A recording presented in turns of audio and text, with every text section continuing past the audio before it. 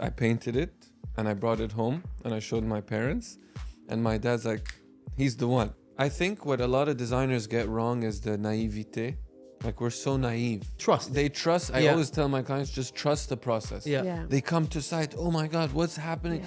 Like, we tell our clients, like, you need to understand that Pinterest is an endless algorithm. Before we dive into today's episode, we want to take a moment and thank Halm Collectives, the stunning space that hosts season 2 of the Design Pod. From its beautifully designed interiors to the energy it brings, Halm truly reflects the creative spirit behind our conversations. We are grateful to be recording in a space that feels so aligned with our vision. More than just a location, Halm Collective is also a home to a reformer studio, a private boutique gym, and a charming cafe. A full experience built around design, wellness, and community. Thank you guys from Halm Collective for making this season possible. Hi Shad, how are you? I'm good. How are you doing? Good. How was your week? My week was busy, full of contracting and projects. What about you? Yeah, that was very productive. Productive? Week. Yeah, Amazing. Productive. We like productive. Valeria, today we have a very, very interesting person on the table. We have the founder and design director of NAKKASH. Omar Nakkash is with us today. Amazing. He is a very, very interesting person that started NAKKASH Design Studio based in Dubai, roots in Sharjah. Omar has studied in New York and in Milan. And he brought his journey that is inspired by creativity and cultural identity. Umar, welcome to the table. Thank you for having me. Thank you so much for Thank taking you. your time. Well, I'll just dive in straight away. Let's get into it. You know, Omar, you have a very creative family, right? And I'm not just talking about your dad, who is actually very well known in our industry. From all your siblings, how did you end up being the only one who, ended up being in our field? I mean, historically, first of all, the name Nakkash stems from Naqsh, which means carving, to carve. Oh, wow. So a lot of my family and my father's family, aunts and uncles, they're all artistically inclined. Sculptors, painters. Amazing. So as they say, the apple doesn't fall far from the tree. Absolutely, yeah. And I actually remember the exact moment where I understood myself that I had some sort of artistic inclination was, I think, in like the 2nd or 3rd grade. We had arts and crafts, and they outlined a pencil drawing of the Van Gogh flowers, the sunflowers. Yeah. And we only had to paint it in. Obviously, the outline was there, but I painted it and I brought it home and I showed my parents. And my dad's like, he's the one. That's it. He's the one who has some sort of design orientation. And in that moment, I feel since then, he was molding me to become, the person that I am today from a design and art point of view. Yeah, he did well. I think so. He did. So being the money shot of the family, I wouldn't go that far. how is it working for a family business? I mean, you guys come with a quite big background, So how is it working for a family business? Look, it has its pros and cons. It's a very fine line in our culture, in our countries. There's a lot of respect for the elder generation, and you kind of have to follow the rules from a cultural and family point of view, as well from a professional point of view. But the one thing I would say, I have a kid now, and if he was ever wanting to continue in this family business, the one thing I would do is make sure that they have outside experience. So we did tons of internships abroad, as you mentioned, in New York and in Milan. And as soon as I graduated, I moved back and worked directly into the family business because that's what was expected, that's what was needed, that's what was wanted. But looking back 15 years ago, I would say that that's the one thing I would change, is trying to get experience outside. You mean working professionally, not Yeah, just working outside the family, yeah. and then Yeah. you know, a And then couple bring of the years ideas. bringing those, Yeah. you know, profession. There's a lot of things you don't learn in a family business, yet there's a lot of Yeah. things you do learn. So working in a family business, you get exposed to everything, you know, and Absolutely, your yeah. learning curve is literally like a hockey stick. It's exponential. Yeah. 7-8 years down the line, it starts to plateau, you know.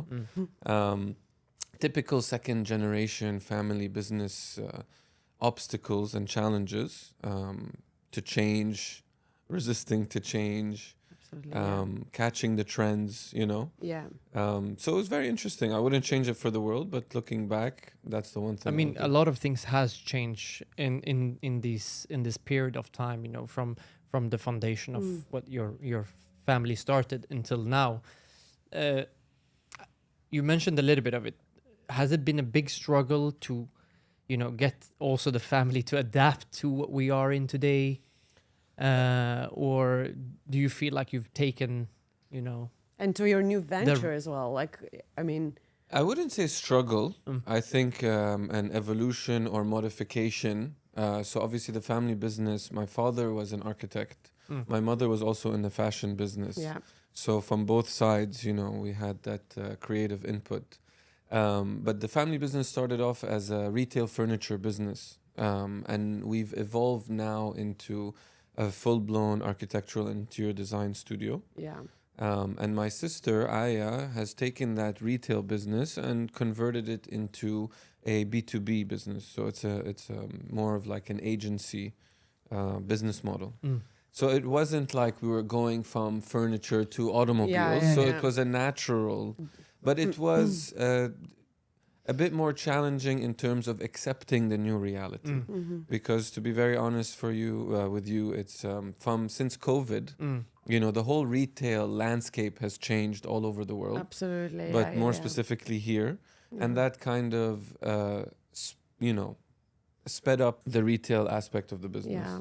So thankfully, going into the family business and, you know, following in my father's footsteps, it was hard to impose certain changes or try to get some changes in the things of how things were done.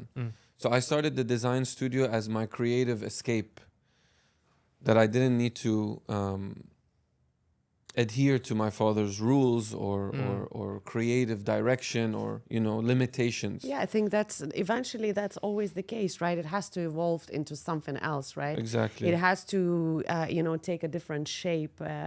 Whatever business it is, it has to evolve. you've been living in New York, studied in New York, Mm-hmm. and then you moved to Milan. Yep. How has that journey, because I also studied abroad, so how has that journey shaped you and NAKKASH Studio today and your, let's say, voice of or identity of what you guys are creating today? It's a great question, first of all. And the answer is tremendously. It's impacted me tremendously. I was living in Sharjah. So I moved from Sharjah to New York. So that was like a huge shift. I was 16 years old. And I think, you know, New York as a city has had a huge impact on my personality, my character. It was a very critical time from, you know, being a boy to becoming a man, 16, 17, 18, your late teens. And it instilled this sense of urgency, this sense of hustle, this culture of entrepreneurship has really was instilled in New York, was experienced, was witnessed, was Very fast-paced in very comparison. fast-paced, and Yeah. like the hustle, the drive is Yeah. what was there as a city. And I always say New York as a city never got in the way of my education, because Parsons on its own was a great education as well. Absolutely, yeah. And though they instilled this design thinking mentality and approach, and we actually had Tim Brown, I believe his name was the founder or the CEO of IDEO at the time. He had launched a book for creative thinking and design thinking. So it was a huge, it was Yeah. still very novel at the time. This was in 2007, 2008. And Milan, obviously as a European, as the heart of design and heritage and culture of the arts, I think taught me how to think as a designer, you know, really changed that mentality for me, and the lens and the whole approach to what is design I remember the first day of orientation where they're like, if you're here and you think that you're here to decorate and match colors and materials, then you're in the wrong, master's program. And, Yeah. they had that intimidating look left, look right. One of you won't be graduating Yeah. from this program. Like- So that was like, instantly Mm. changed. But they taught me how to see, they taught me how to think as a designer. And the city also, very cultural. Amazing city. So I think it's now that we ask you that question about the creativity, about the cities, just the fact that one thing that they don't teach us in the design schools is the business side of it, absolutely. right? And no matter what school it is, and what you had actually from the very beginning is something that you could combine both. Exactly. It's the business side that your family, actually, you were lucky enough to get that. And the fact that you studied abroad and saw it designed from a very different perspective, let's say.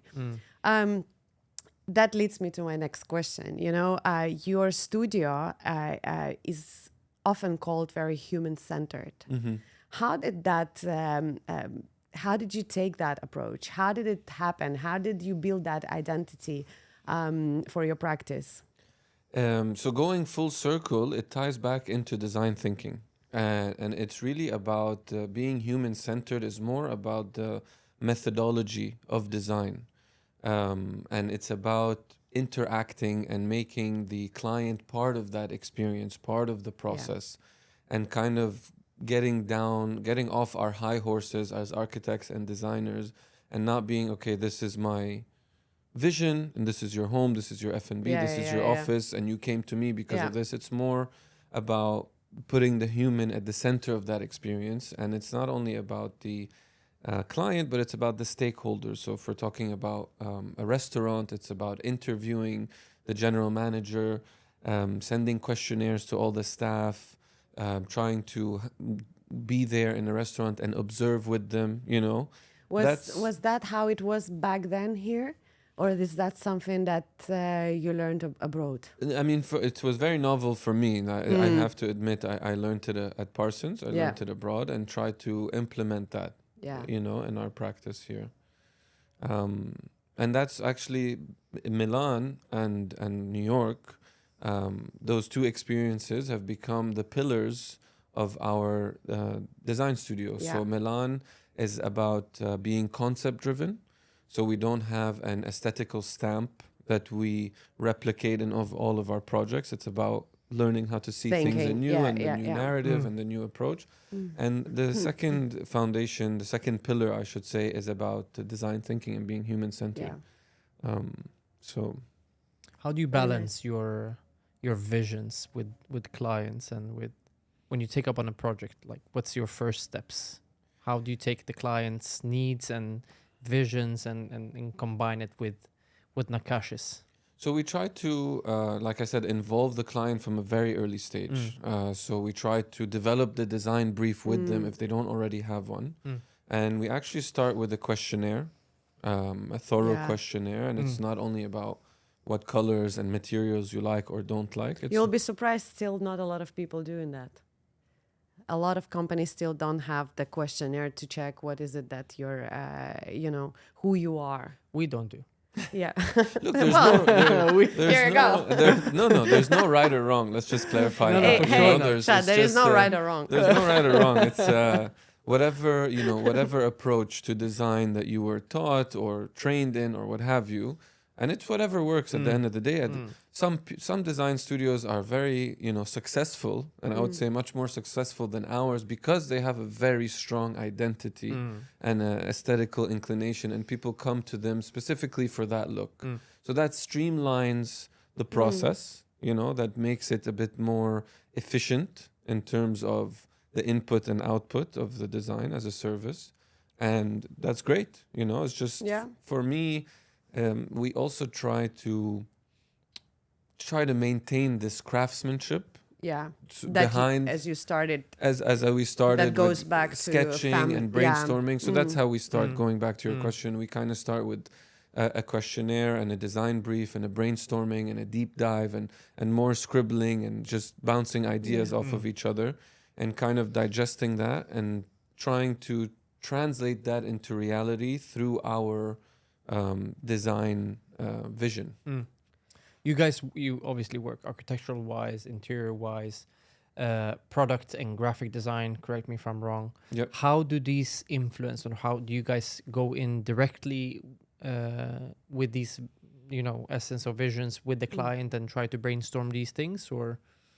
Yeah, definitely we do. I mean, the reason we do that also is we love working on at different scales, and it keeps us on our toes as designers. I think if we're our bread and butter is interior design, right? Yeah.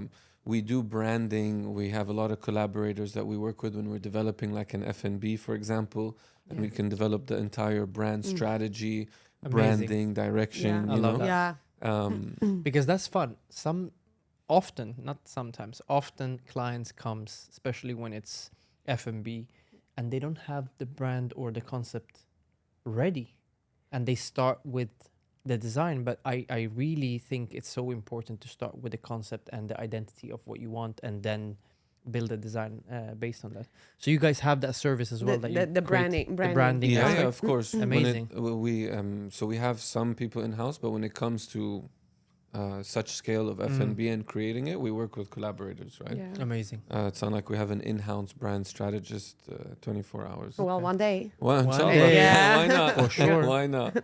It's definitely linked and part of our work. Yeah, definitely. It must be. I think that's really one of the key differentiation factors, right? Is if you create that holistic approach and you create that brand identity, that brand strategy, and it's kind of like we like to say we're not creating a brand, we're creating an ecosystem. Yeah. And that brand can live within that ecosystem, and that ecosystem, consists of the interior design, it consists of the branding, so.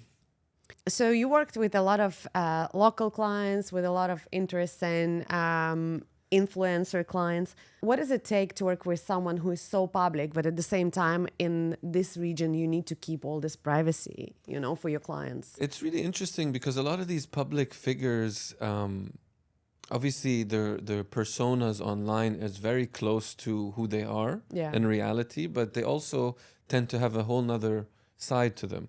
And it's just really interesting to discover that side of those people. And it's surprisingly much more creative than you would anticipate, So those people have a creative side, and they're much more opinionated, and they know what they want. So it kind of makes our life a bit easier. Yeah. And it gives us room for debate and gives us room for back and forth. Like, we don't allow clients to tell us, I don't like it. Okay, fine, but why? Yeah. And then like 3-4 times, but why? And you actually get to the core of it, Okay, how can we add on top of this? How can we twist it? How can we do this or that? But it's amazing to work with all these different types of clients in Dubai, from different nationalities, from corporate to public figures, etc. Because we learn a lot. You'd be surprised how much we learn from the client, and not only from a design or architecture point of view. It's kind of also how they approach negotiations, or they approach conflict, or sources of art that you discover through those clients. So like it's amazing for us to keep learning. Yeah, absolutely. I must say that, in the recent years, and I think we mentioned that again on the podcast a few times, that the client is much more educated than they used to be. Yep. Overall, as we talk in general, the people know what art they want, especially the residential client. For good or bad? For good and bad. I think for good and for bad. Yeah. It can go both ways. I think the bad, it comes when it doesn't stop. Like, we tell our clients, like, you need to understand that Pinterest is an endless algorithm. Yeah. So once we finish the concept phase, you're not allowed to come back to me and say, I saw this image, I liked it, let's change. No, because it would never change. Yeah. And it also dilutes their taste. Yeah. 1 minute they like something, the next second they like something else. Yeah. You know what I'm saying? Like, you gotta stop. We have those clients. Yeah. But do you ever say, so obviously some clients are very opinionated, and you mentioned it. So to what extent do you allow them to go in and interfere? And what point do you say stop? Till the end. Yeah. And have you ever said to a client, you know what, we are not a match? Yes, we have. Yeah. And it seems like an unfortunate experience, but when you get to that point and you look back in retrospect, it's a very fortunate. It is. It's a scenario learning to- curve. Yeah. Yeah, it's and you know, it would have snowballed into something much worse, right? The clients at that stage who we have to say no, they literally ask us to come in and sit with the design team and the draftsmen and open up the AutoCAD and like, they're like, can we sit next to you? And we're like, okay. You know, I think this is where we Yeah. part ways. Like, thank you very much. I'm Really? keeping Wow. half of what you paid me. Yeah. Here's your other half, and see you later. You know. Yeah. I have to learn from that. Yeah. No, we gotta. I have that as well. They Yeah. sit. Yeah, They it's, sit it's a next. skill to "Oh, say can we no is see-" also a skill. Yeah. I mean, I can say no to my clients, and I've said no to many clients. But I also say it in terms of, you know what, there is a better designer that matches your visual aspect or Yeah. identity rather than going with us. So I think that's a fair point for both parties. Yeah, fair. Yeah. Yeah. But it's a fine line. Yeah. You Look, know? you have to be very diplomatic. Yeah. Always. You don't want to burn bridges. But I also think those types of clients, you know, I tell them, and no, you want to be surrounded with yes people. Like whatever they Yeah. say, yes, yes, yes, yes. And that's not our methodology. Like from the beginning, we're very honest. We do 1, 2, 3. These are the Absolutely. deliverables. This is Yeah. what to Yeah. expect, you know. And it goes back to kind of the critiques we used to do in university. Yeah. I'm sure we've all done them. You know, you pin up your On your the board, project yeah. and you just, and it needs to be one constructive, right? And it needs to come and stem from somewhere. There needs to be an essence to your opinion. Yeah. You know, like the words cool and cute and whatever, we're not allowed. Like you can't just say I like it because it's Yeah. cool. Like what you is need it? to You know? elaborate on that. Yeah. So we tell them this from the very beginning, like, okay, we can disagree. When it comes to aesthetics, okay, if you like a certain finish, as long as we're not convinced about it. You know, sometimes you're super convinced, sometimes you're not convinced. Sometimes it's a gray, okay, it's your home, you want to see this finish at the end of the day, we suggest this, but you know, fine. But it is a very thin line. You need to because they're being more and more educated, it's becoming more difficult to find a client designer match because the client thinks they know what they want. But it's very interesting know? that you say that because, as you mentioned earlier, when you looking for that perfect match or your designer, you know pretty much what aesthetics you're gonna get, right? So it should make your choice easier. And in the end, we end up being with something like, okay, we don't know that's not what we agreed on, or that's not what we can deliver, or there is the whole family who gets involved in the whole side of the of design process. That was also one of the main reasons where they're like, in the beginning, we need to know who's the decision maker.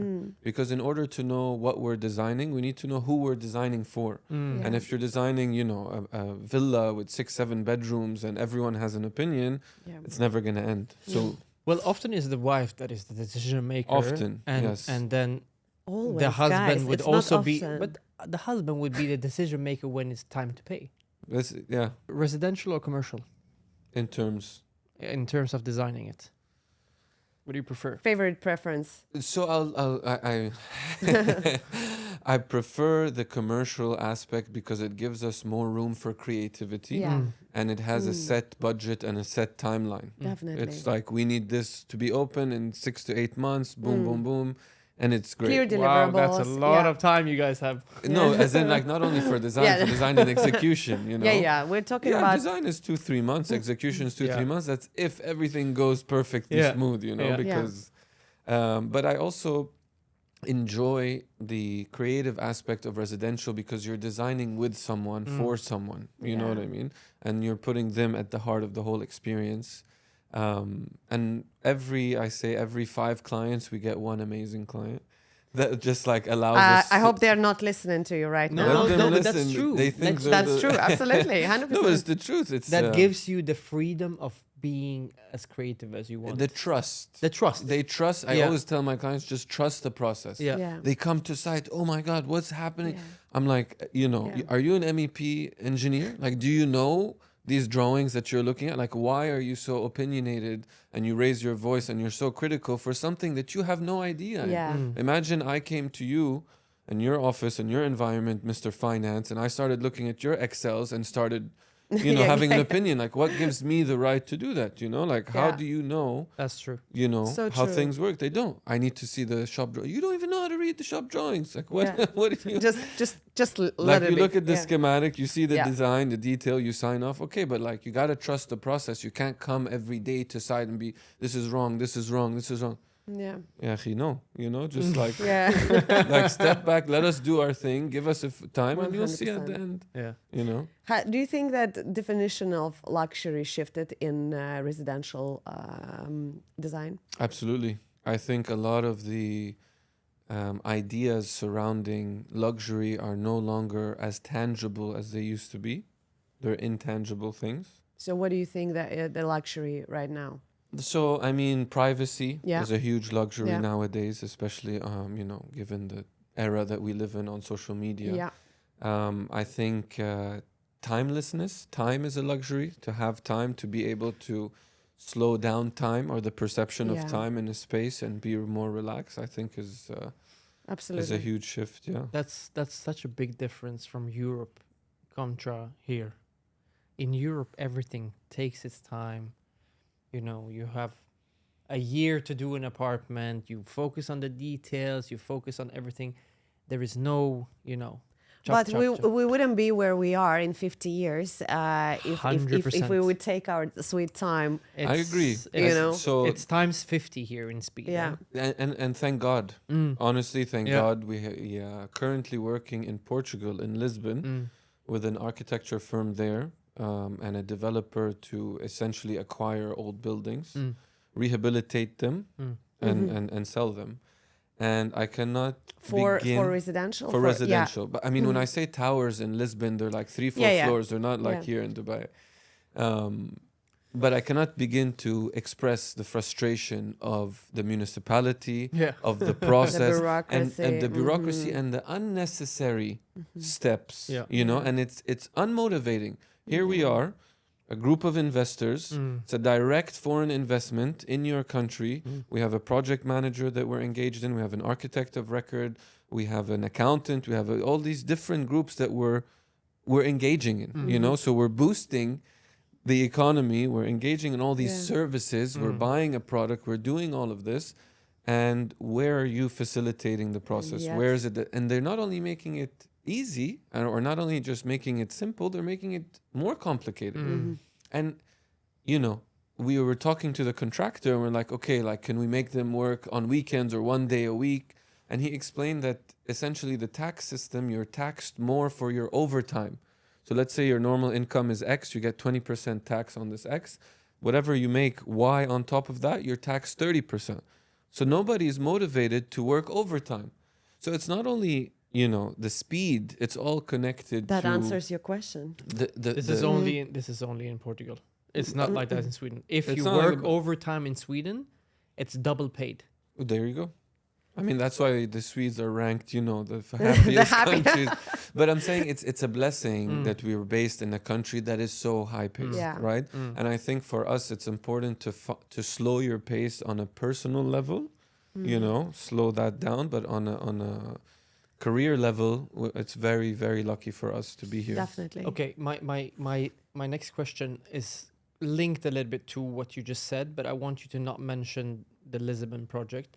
You guys created a very big portfolio, successful portfolio with a lot of award-winning prizes. Congrats to that. Thank you. With residential and commercial. Mhm. Is there something specific that you guys are linking into, or a new road that you guys are going with NAKKASH Studio? Yeah, with NAKKASH Studio, I mean, we're always looking at the future. I think it's important. Like now, we're having a lot of discussions and deep dives into AI and how I'm not using it as a buzzword. I'm just Yeah, this is a word we use here a lot. So I think it's a discussion around how it's going to be integrated in our industry and how we should be aware of it. And this is linked to my family business. And I remember going to my father 10, 15 years ago and telling him e-commerce, it's the future. And, there was a lot of resistance there Yeah. about like, nobody's going to buy a sofa online. But No I one's gonna think it do is the this. future. And Yeah. so, I'm learning from those mistakes. So Yeah. we were like very closed off. So I just want to be more opened up about AI. I think also in terms of the direction of the studio, how do we turn it into more of a lifestyle brand? So creating products along with our services, developing a collection, working hand in hand with developers to build the next step for us, which is kind of development and Yeah. getting a villa, let's say, and like the redesigning, refurbishing, and creating that Nakkash Design Studio effect in a space, and So so that's what we're looking at. you guys moving more toward residential commercial or Residential, development. yeah. Looking into it, I Yeah. would say, That- and working abroad Yeah. with that, and locally as well. That's exciting. Yeah, Yeah. it is. But I know it's very broad question, but how do you think we will be working with all the AI in the future as designers and architects? Much more efficiently. I think there are some growing pains that we're going through now, but I think it's going to be much more efficient and quicker for us. I don't think we'll ever be replaced. I just think it's a tool that we need to use and harness to make our lives and Much easier. much Yeah. more efficient, much more seamless, much more aligned, streamlined, I would say. We were looking, we had a presentation by Microsoft the other day with introducing Copilot for the entire team. And honestly, it was very, very impressive to see how the whole calendars are synced. So I can clearly see when your calendar is blocked and when I'm available. And then we can sync all together and make sure that the meeting is, Yeah. whatever, even organizing that podcast would make so much sense. Follow up on the emails, all these things that you spend in so much time and the logistics of doing Exactly. all of that, it just takes forever. So I think the future is bright with AI. I mean, think of all that free time that it creates and how you would want to spend that extra time that you have on your hands. Yeah, absolutely. One of my favorite TED Talks that I recommend everyone to watch is called 168 Hours, I think. And it's basically how many hours you have in a week, and they break it down for you if you sleep for X amount. And so you only have a lot of hours in your hands to decide how you want to live your life. Yeah. So I think AI is going to free up a lot more of those hours and give us more opportunity to be mindful. To be mindful. No, don't say to work. work more, to develop, to be more with family, to be Yeah. mindful, to slow things down. So I think it's good. I think Yeah. it's really good. I'm an optimist, so I really hope and believe that the people in charge of creating this framework will do the right things, especially here in this country. I'm very, very comfortable. Yeah, I think we got already free ChatGPT, guys. I was just going to say that. Yeah. ChatGPT Plus. Thank you. Yeah, Yeah. ChatGPT. The premium Plus. Yeah, the version. premium version. What do you think studios do wrong when it comes to business? Like, is there if you look at the business now or the studios now around in our region? It's a great question. Again, I look. I'll tell you what I did wrong. I could only speak on my behalf. Yeah. I think what a lot of designers get wrong is the naivete. Like, we're so naive. In what Literally. sense? Like, I thought all I needed was one good public space, like a F&B, and get it photographed and get it published, and my career would skyrocket, NAKKASH Design Studio was founded in 2015, sorry. Yeah. You know what I mean? Yeah. So that's 10 it's a years. long time, And so we're so naive. And I think that's one advice I would give, don't be so naive and expect the journey to be difficult. It's not an easy process. It's not an easy career. Honestly, it's not a well-paid career either to really make it. I'm glad that you say It's it not for well all paid the at all. young listeners. Yeah. I mean, you really need to love what you do as an architect or a Absolutely. designer, as a creative, Yeah. to keep going in it, because you don't get compensated financially. That's for sure. Yeah. Another thing I would. So what I recently did is I categorize every job in the world as an Excel or non-Excel. You know, like if you're. I mean, it's oversimplifying it, obviously, but obviously we're non-Excel. But it's to identify the strengths and weaknesses and to understand that you can't be good at everything, right? So I'm a bit more artistically inclined, and I was looking around at the studio, and now we're like 8, 9 people, and we're growing. And I'm looking around, I'm like, we're all non-Excel people here, you know? Like I need an Excel. The studio needs an Excel person. So I think it would be to differentiate the artistic approach and the design and the operations, and most importantly execution. So I think that's what I did wrong, is I thought, you know, I can be great at stage 1, 2, and 3, and 4, but you need to identify that actually, you know, my strong suit personally is in the first 2 stages. So I need to get someone as a project manager to make sure that, you know, so I think it's kind of taking a step back in a bird's eye view and trying to understand that, like, okay, in the very beginning you need to be doing everything yourself, right? But it comes a point where invest in those Delegate. but invest in employees, and invest in a team, essentially, is what I'm trying to say. Like in the beginning, like, oh man, you know, we're only making this much, and this person, to get this person, I'd need to pay this salary and so on. But I would take that leap of faith and get that missing link of the team, right? Do you think you first need to get a project and then get people, or do you think you first need to get people to get the No, so project? I think that's what I'm saying. In the very beginning, you need to get the projects to get the people. But once you get that forward momentum and the ball is starting to roll, don't be afraid to invest in the team early on. And you're going to burn your fingers. Like we hired people thinking they're going to be long term. Next thing you know, they're out because they got a slightly better offer, whatever it may be. But don't be afraid to invest in the team in from the very beginning to create a strong core. At the end of the day, all of these successful architects, you watch their interviews, you go to their talks, you hear they always say it's all about the team, right? They started it, but Norman Foster, I'm telling you, is not handling the 350 projects that they're going, you know. So but the core team has been with him or with Zaha Hadid, like Schmeichel, Schumacher, whatever his name is. He's still there. He's still there, you know. He's been there for 20 years. So to invest in a core team and to obviously grow with that team, I think is the mistake that I didn't make, and now I'm trying to. The mistake that I made that I'm trying to rectify is to invest in the right people. Yeah, Great I think advice. this is a very good Advice. business model. How important do you think marketing is these days? I feel like everyone is a little bit shifting toward toward showing things in a much more aesthetical way, and I think that's again because of the social media and everything is Great changing. question, Valeria. Yeah, so how important is marketing for us, for a design industry? It's crucial. Yeah. It's essential to any business. The marketing approach, I think, should be an extension of the team, of the founder, of the mission, of the philosophy of that studio.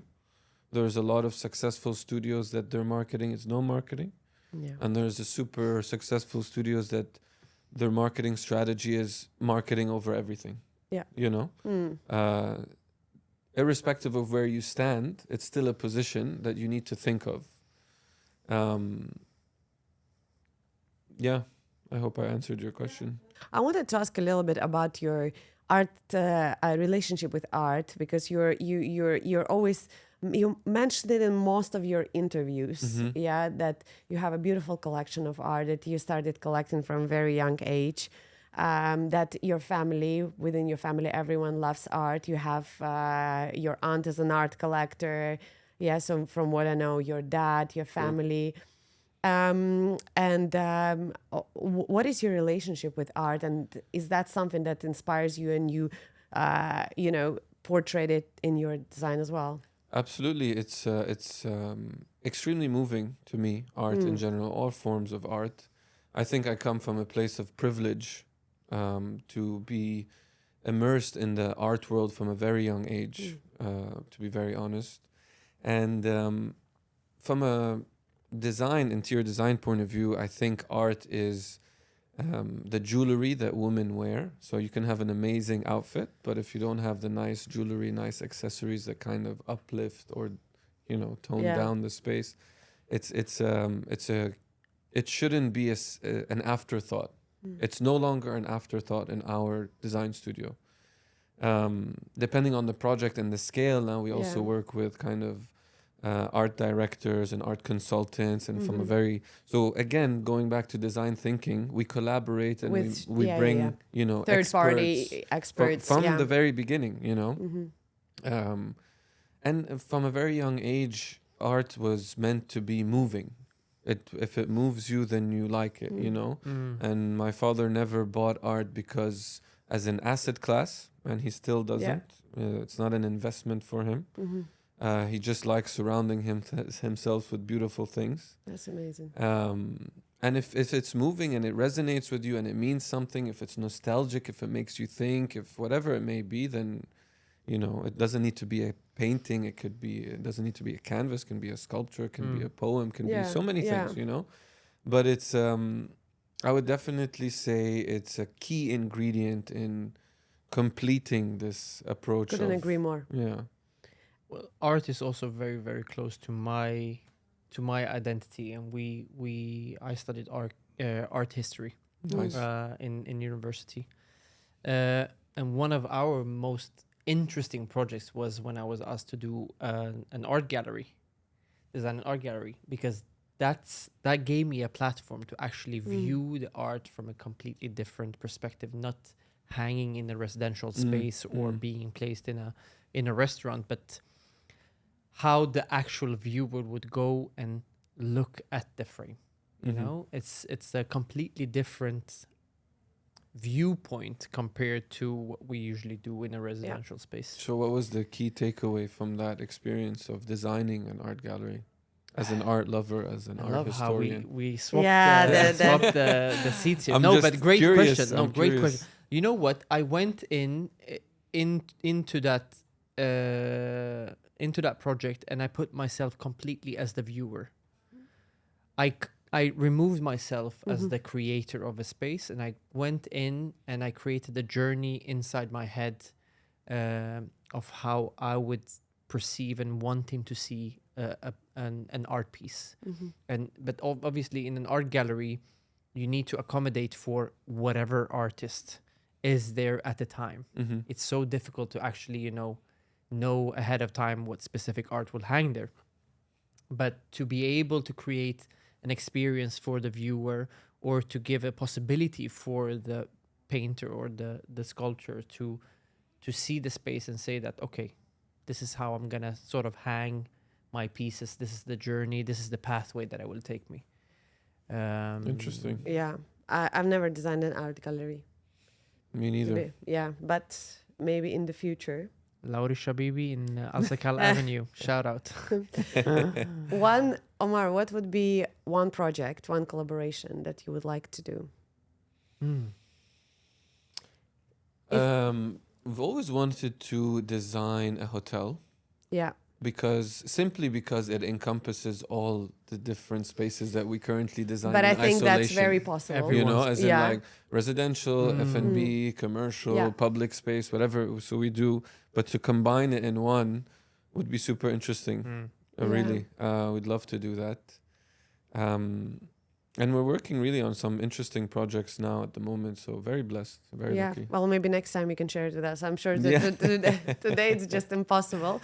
So in the end of each episode, we ask in our guest a question from a previous guest. And the previous question was what did you do today to make someone smile? smile. Yeah. It's a very easy answer. I have a 3-year-old son. Aww. So I would do anything to make him smile. But it's just the beauty of having children is that, they can't enter your world. You have to enter their world. So you would, I think we're reminded of what being a child is like, because when we're children, We're reliving it through you don't remember what it's like to be a 3-year-old, right? But if you enter their world, so I was just playing with my son, I would say, to answer the question. That's such a good question. Good answer. Good answer. Yeah. And So- you just flew Yeah. back from Italy. From so Italy, yeah. So you it must was have been so happy to. Yeah, it was a nice reunion. What would your question be for our next guest, Omar? There's a very nice question I hear often in a podcast called How I Built This. I don't know if you've heard of it. Yeah, I know this. Just podcast, not to yeah. take credit for the question, but at the end of his show, he asks the same question, which is how much would you attribute, how much of your success would you attribute to luck or hard work? Great question. This is amazing question. Mm. How would you answer that question? Time's up. Give us percentage. Just give us percentage. Look, for me, I think luck comes to the prepared. You know, so whoever is Luck hard work. Comes to the prepared. So the harder you work, and the more dedication you allocate to your craft, I feel everybody's lucky at some point in life. Mm. Again, coming from a very blessed, privileged background, career-wise, I feel that everyone gets a break. I think the more time you dedicate to your craft and to working into your career, the more prepared you will be when that luck comes around. How about the talent? The talent, I think, Especially in our field.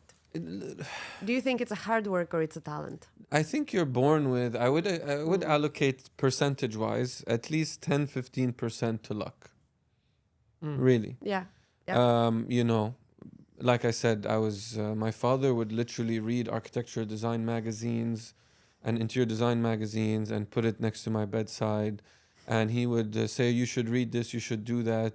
Every time we traveled, he'd take us to art galleries. And not only art galleries, he'd take us to the studio of the artist. And we'd be sitting there and the artist would explain to us. And so it's really... You're right. Not a lot of people actually exposed, not even a lot of people in design industry were exposed to this at very young age. And you have to build that up. It doesn't come naturally. Like I remember in our master's program in Milan, I was sitting next to a guy, and I saw he was it was like the first or second day, and you're supposed to choose your project teammate for the rest of the semester. So I saw him, he was sketching next to me, and his sketches were unbelievable. Like he was just sketching. And I'm like, oh my God, this guy's super talented. I need to work with him. And I was stuck with him for 6 months, and he only had raw talent. You know, he was born with this ability to sketch, but the design aspect, the thinking, the collaboration, the openness, wasn't there. So it could only take you so far, you know, this raw talent. So I would say 10-15% talent. The rest is nurturing it. It's not only the hard work, but it's like what you do when you're not working. I tend to watch YouTube videos about architecture and read magazines and go to Art Dubai and go to so it's what I do. Constantly being curious and improving yourself. So it's like about nurturing that craft, and it's about working hard. So I think a combination of all those three. Thank you so much, Omar. My Thank pleasure. you for Really, coming this has today. been so much fun. It was so much fun. Thank you. Thank you, guys. Thanks.